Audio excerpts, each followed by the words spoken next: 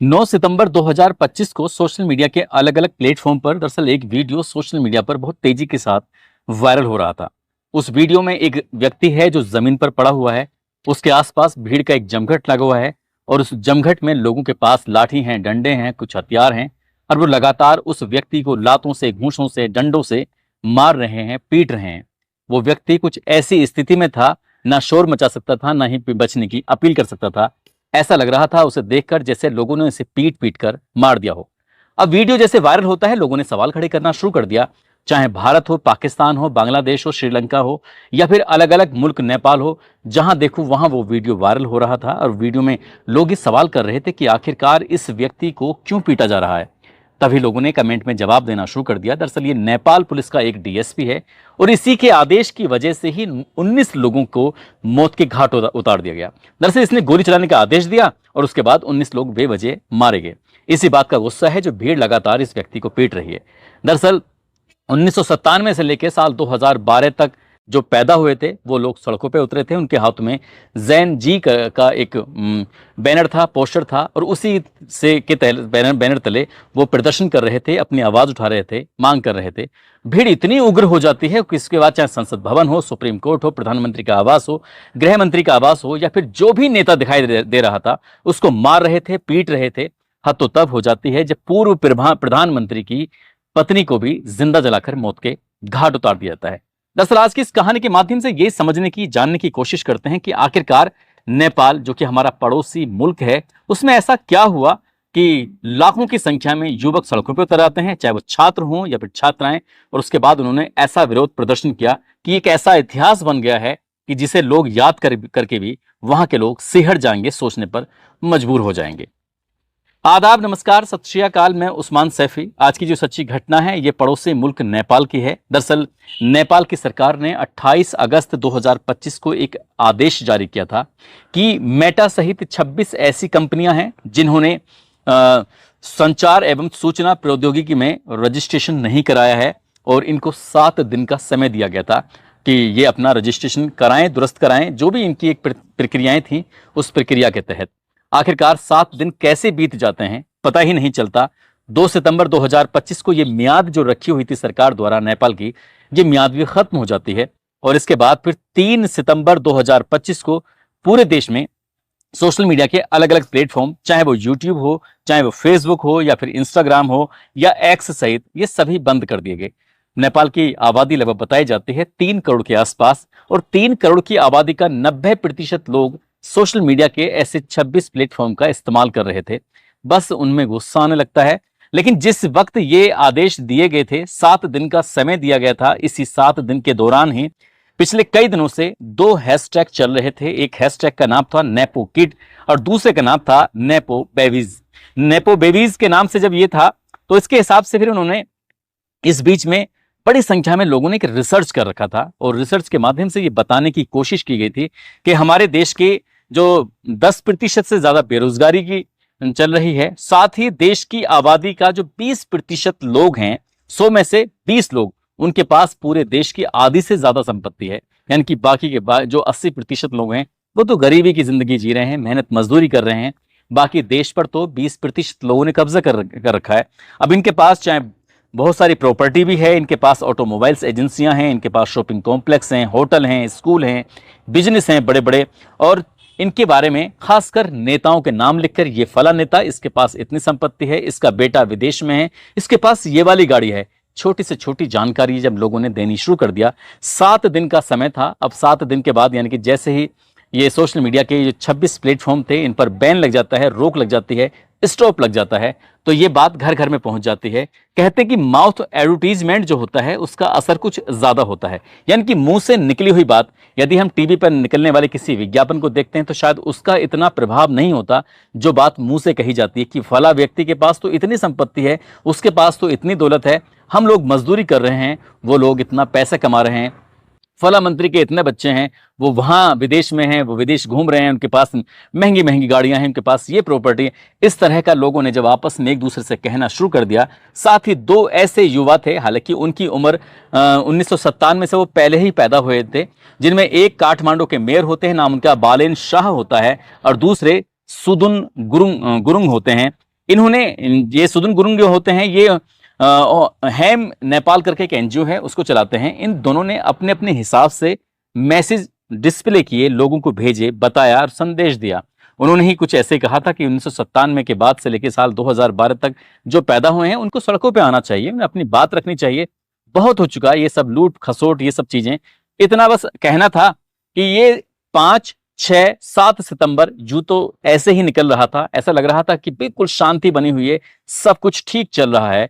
लेकिन जैसे ही 8 सितंबर आता है, 8 सितंबर 2025, लोग नहीं बल्कि युवा सड़कों पे उतरना शुरू हो जाते हैं बड़ी संख्या में। इतनी संख्या कि उनके सर ही सर दिखाई दे रहे थे।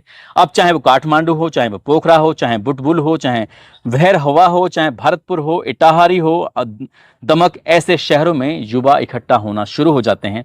बड़ी संख्या में जब इकट्ठा हो रहे थे, उसके बाद वो सरकार विरोधी नारे लगा रहे थे, और नारे लगाते लगाते वो संसद भवन तक पहुंच जाते हैं। कुछ युवाओं ने संसद भवन के अंदर प्रवेश करने की कोशिश की तो उन्हें रोकने की कोशिश की गई। जो सेना थी, पुलिस थी, उन्हें रोकने की जब कोशिश कर रही थी, अब सड़कों पर उन्हें गुस्सा आने लगता है तो आगजनी शुरू हो जाती है। जो वाहन दिखाई दे रहे थे उनमें आग लगा रहे थे, टायर मिल रहे थे उनमें आग लगा रहे थे।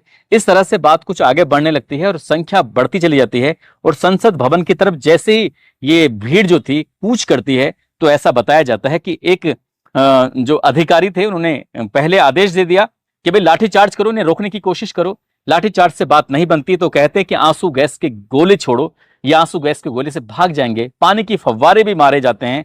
और जब बात और बढ़ने लगती है तो उन्होंने फिर रबर की गोलियां मारना शुरू कर देते हैं। रबर की गोली भी बहुत ज्यादा असर करती है। ऐसा बताया जाता है कि जिसको लग जाती है कम से कम 3 दिन उसको बुखार आता है।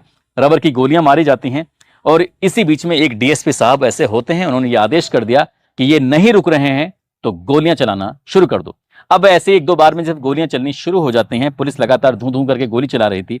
इसी बीच में जो छात्र और छात्राएं थे, क्योंकि 1997 से लेके साल 2012 के बीच में जो पैदा हुए थे वही तो प्रदर्शन कर रहे थे। संख्या इसमें ज्यादा छात्र छात्राओं की ही थी, युवाओं की ही थी। अब जब गोलियां चलने लगती हैं तो गोली तो किसी को भेदभाव करती नहीं है, जब चलती है तो लोग मरते हैं। और देखते ही देखते 18 युवाओं को गोली लग जाती है, वो मौके पर मारे जाते हैं।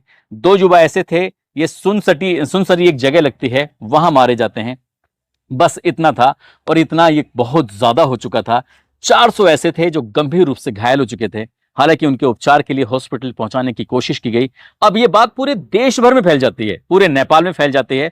अब सरकार पर दबाव बढ़ने लगता है। आखिरकार सरकार ने 8 सितंबर 2025 की शाम को ही अपना जो आदेश था उसको वापस ले लिया कि 26 प्लेटफॉर्म जो सोशल मीडिया के हैं, हमने उनसे बैन हटा दिया गया है। अब नहीं, अब कोई दिक्कत नहीं है, जैसे थे वैसे ही चलते रहेंगे। लेकिन तब तक बहुत देर हो चुकी थी, इतनी देर हो चुकी थी कि जब अगली तारीख आती है, अगला दिन निकलता है, तो सेना को पीछे हटना पड़ जाता है, पुलिस को पीछे हटना पड़ जाता है, और संसद भवन पर कब्जा कर लिया जाता है। लूटपाट हो जाती है। उसके अंदर जो सामान रखा हुआ था उसको लेकर जो युवा थे, जो वैसे लोग थे उपद्रवी टाइप के, वो भाग रहे थे, क्योंकि प्रदर्शनकारियों में उपद्रवी भी तो शामिल हो जाते हैं। उसके बाद फिर आगजनी शुरू हो जाती है और संसद भवन को पूरे आग के हवाले कर दिया जाता है। राष्ट्रपति भवन को भी पूरी तरह से फूंक दिया जाता है, उसमें भी लूटपाट होती है, आगजनी होती है। उसके बाद कहानी यहां नहीं थमती, बल्कि गृह मंत्री का जो निजी आवास होता है उसमें भी आग लगा दी जाती है। सुप्रीम कोर्ट भी फूंक दिया जाता है। सुप्रीम कोर्ट में रखी हुई लगभग 25,000 फाइलें थी जो जलकर खाक हो जाती हैं। और उसके बाद पूरे देश भर में क्या स्थिति रही होगी, सहज ही अंदाजा लगाया जा सकता है। अब सेना तो, क्योंकि सेना पीछे हट चुकी थी, और जो सरकारी आवास थे उनको भी फूंक दिया जाता है। अब जो प्रधानमंत्री होते हैं, वर्तमान प्रधानमंत्री केपी शर्मा ओली के, हालांकि उन्होंने इस्तीफा भी देने की पेशकश की, लेकिन इस्तीफा देने से हो क्या रहा था, देर बहुत ज्यादा हो चुकी थी। उनके घर में भी भीड़ चली जाती है, उनके घर में भी भीड़ आग लगा देती है। इस बीच में सेना को लगता है कि शायद ओली की जो परिवार वाले, इनके प्रधानमंत्री के परिवार वालों की जान को खतरा है। उन्हें वो अपने आगोश में लेते हैं। जो हवाई जहाज, हेलीकॉप्टर जो होते हैं, उनके माध्यम से उनको यहाँ से भगाया जाता है, दूर छुपाया जाता है, कहीं ऐसा ना हो कि प्रधानमंत्री मारे जाएं। लेकिन इसी बीच में भीड़ लगातार फैल जाती है।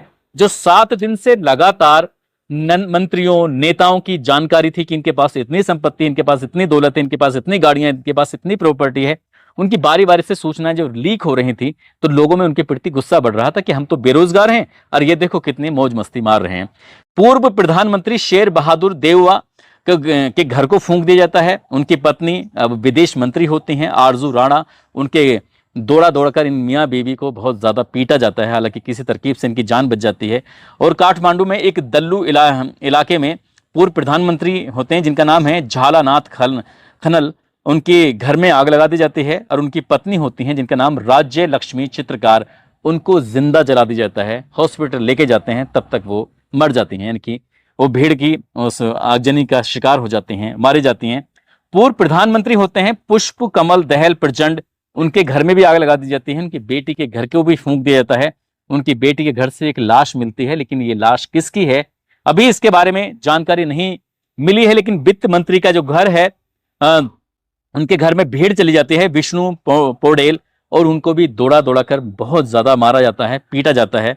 और इसी बीच में एक जगह लगती है, एक जिला लगता है नवल परासी, वहां की जेल को 500 कैदी तोड़ते हैं और तोड़ के वहां से फरार हो जाते हैं, भाग जाते हैं।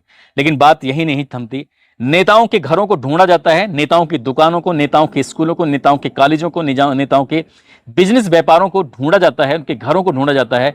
सब में आग लगा रहे थे लोग, ये कहते हुए कि चोरों गद्दी छोड़ो। और साथ ही वो ये भी कह रहे थे कि सब इक्वल होने चाहिए, बराबर होने चाहिए।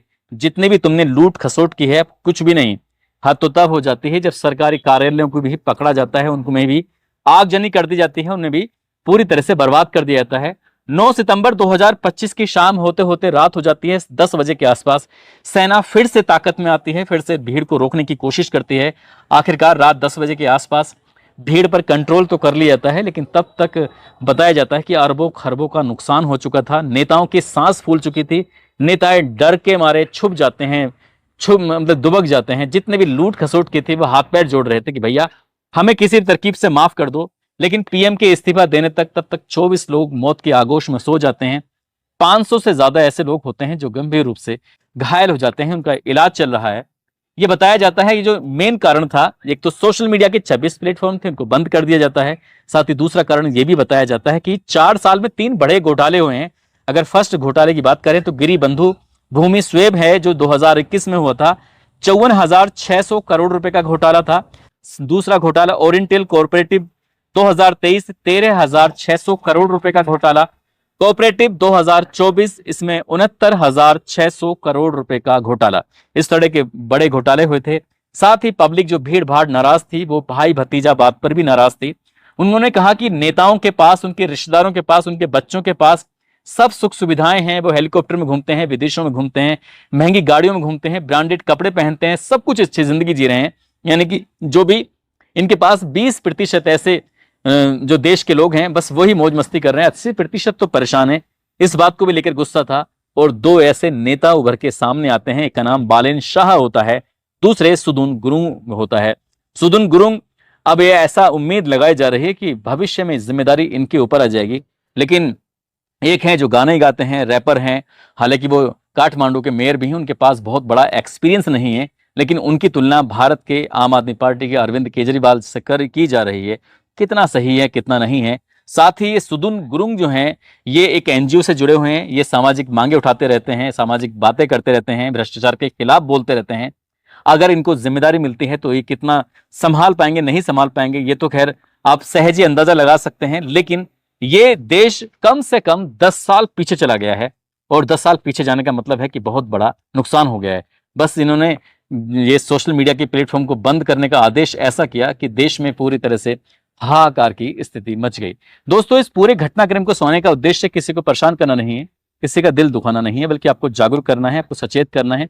जो तरीका अपनाया गया था शायद वो गलत तरीका था, ये शांतिपूर्वक भी हो सकता था, लेकिन ये भी कहते हैं कि किसी के कानों तक आवाज पहुंचाने के लिए धमाका करना पड़ता है। और ये जो लोग हैं, युवा हैं, वो बहुत दशकों से परेशान थे सरकार की अस्थिरता को लेकर, सरकार के फैसलों को लेकर। कभी किसी के दबाव में तो कहते हैं, कभी चीन के दबाव में, तो कभी अमेरिका के दबाव में। सरकार ठीक से काम नहीं कर पा रही थी, सिर्फ अपना ही भरण पोषण कर रही थी, अपने ही बच्चों का भला कर रही थी, जनता का भला नहीं कर रही थी। इसलिए लोगों में वहां पर गुस्सा था।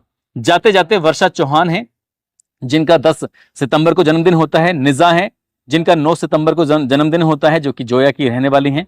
और इनको जन्मदिन की ढेरों सारी शुभकामनाएं, बहुत बहुत मुबारकबाद। कुछ लोगों ने नाम लेने की अपील की है। अभय हैं, जो कि PSC 37 बटालियन से हैं। और साथ ही शानीश मुदगिल हैं, और जितेंद्र कुमार मोहाना बुलंदशहर के रहने वाले हैं। अभिषेक यादव फतेहपुर से हैं। अनिरुद्ध प्रताप सिंह बाराबंकी से। अनूप यादव अयोध्या से। आरिफ जावेद पटना से। इन लोगों ने नाम लेने की अपील की थी। आप सब लोग अपना ख्याल रखें, सुरक्षित रहें। जय हिंद, जय भारत।